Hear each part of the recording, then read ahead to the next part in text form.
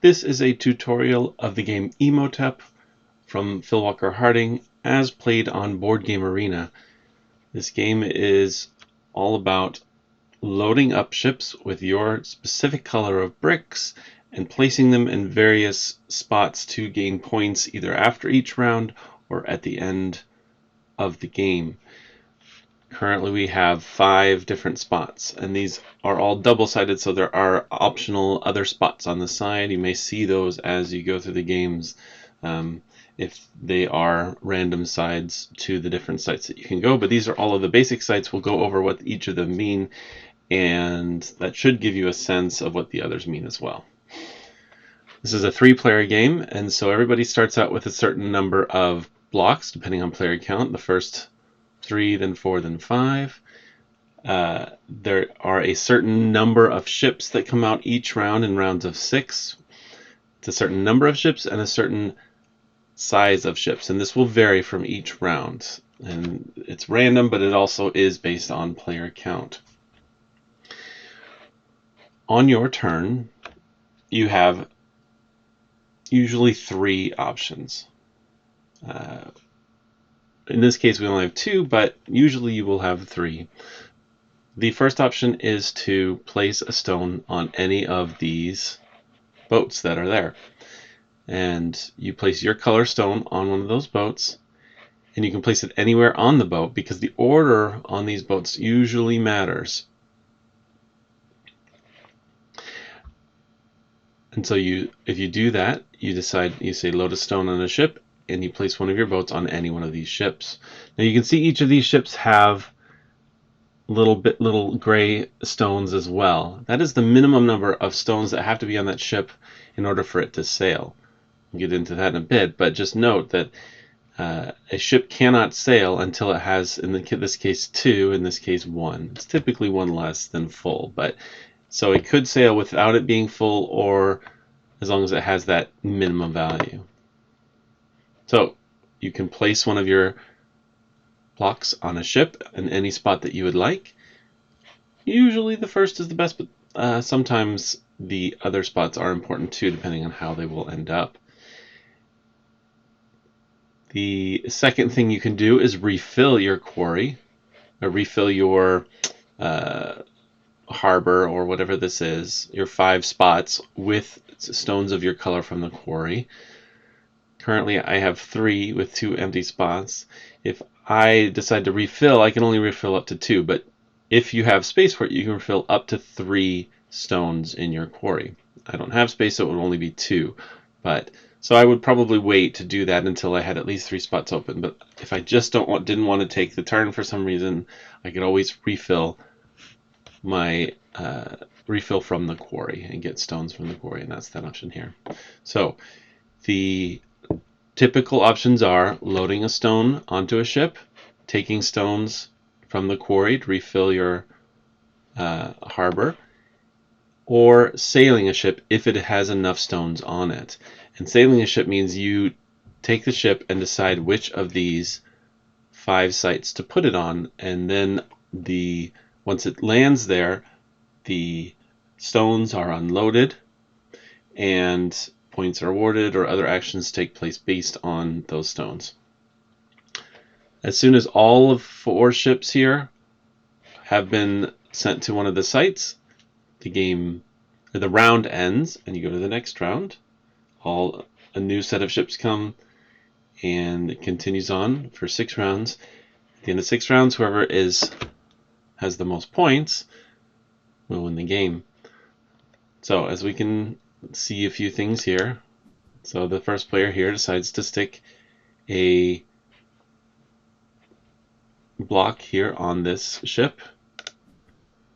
This person sticks a block on this ship, but they stick it in the back. Now, they don't know where that's going to go, but they may be hoping that it gets to a certain place so that they can get that 3rd spot, for example. So now on my action, I have the option to sail this ship, load a stone, or take 3 stones from the quarry because I have 3 spots available. Alright, before we get into the sailing, let's talk a little bit about the different sites that you can go to. So this first ship has decided to go to the burial chamber. As you could see there, when it went to the burial chamber, they were unloaded. You can see these little arrows here. The stones were unloaded down the column, and then the next ones will be unloaded down this column, and so on and so forth. Then at the end of the game, you look at all of the connected stones of the same color, and for each grouping, you can get points. So if I have just one stone by itself, it's only 1 point. But if I have 3 stones connected in some adjacent way, not diagonal, just adjacent, then that would be 6 points. That's how the burial chamber works. As you can see, it's important to know where you are putting your blocks on there, because like the next round, if you're white, you might want to make sure you're either in this spot or this spot where it goes to the burial chamber. But you don't know which ship is going there, so you have to kind of either figure that out or control where that happens, maybe pushing a ship there before it's full, just so you can make sure that it goes to that spot. So there's a bit of push your luck, a bit of strategizing where you put those blocks. The next site we'll talk about here are the pyramids. This one, we start placing pyramids, the blocks in these columns again, but you get immediate points for the numbers that that you cover up. Whereas this one, the points are at the end of the game. This one is immediate. And then after these, all these 9 blocks are filled, it'll start another row, and then finally a top block on the pyramid. So you're building up a pyramid. In the real game, physical game, these are all blocks and you're building things with them. And again, all of those are just immediate points. And there's more filling up of blocks. Note that the brown player here has no more blocks, so on their turn they're going to either need to refill or send a ship. So this person decides to refill with 3 from the quarry. So does the white player, and then the gray player decides to send this ship to the obelisk without it being completely full. It only had 2. The obelisk, this one is a majorities. You're trying to build the tallest obelisk by the end of the game. In a 3-player game, which this is, whoever has the tallest one gets 12, second tallest 6, third tallest 1. And then there are other points for other player counts. So you just keep, whatever ones you stack there, you just keep stacking, and then whoever has the most at the end gets those points. The temple, this is a little bit different. So the temple basically starts filling in through the row, and then once it's done, it fills in the next on top of it, and then on top of it. But after every round, it looks at the top of the temple. So if you were physically looking at it, you're looking at it from overhead, and you count and get a point for every color that is visible. So right now there's 2 whites, so they get 2 points, and 1 brown. If we go through this row and then somebody puts a brown on this one, then they would get brown, a point for that brown one here instead of the white, because it would be covered up. So you're looking for the top color on each of these squares after every round. And then the one that didn't get selected, because again there are only 4 ships and there are 5 spots, is the market. The market, basically, when you have a stone on the market, in order you get to pick one of these cards that give you some sort of immediate ability, or something that you can save, or a number of at the end of the game that you can a way to score points at the end of the game. So in this case, if well, we'll just see here.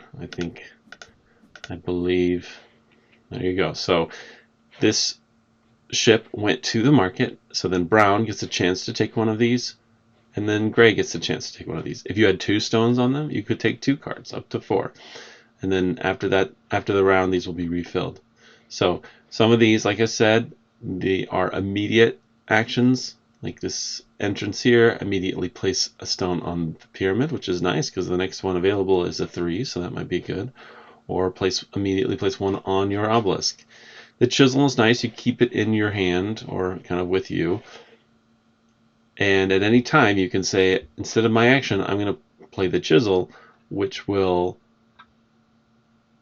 let you put 2 stones on the on either a single ship or on 2 different ships. And then the statue here is the way to score points at the end of the game.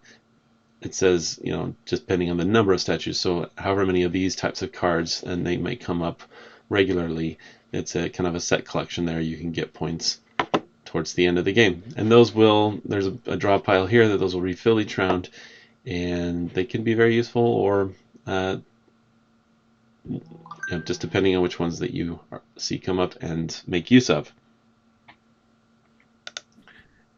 So you can see the first player here took the chisel card, and the gray player took the purple card. And play continues. So in that case there, instead of their action, they decided to use their chisel card, the brown player, and they placed 2 blocks, one on this ship and one on this ship. So now on their turn, they can either they can't place any more blocks because they don't have any, so they can take stones or sail one of those 2 ships. They decided to sail this ship, the pyramid. They wanted to get that 3 spot. So there's a lot of looking at what's available, taking advantage of it, putting ships in the right spot at the right time. This continues towards the end of the game, with points being scored immediately at the end of each round or at the end of the game, and then whoever has the most points is the winner. All right, hope this was helpful.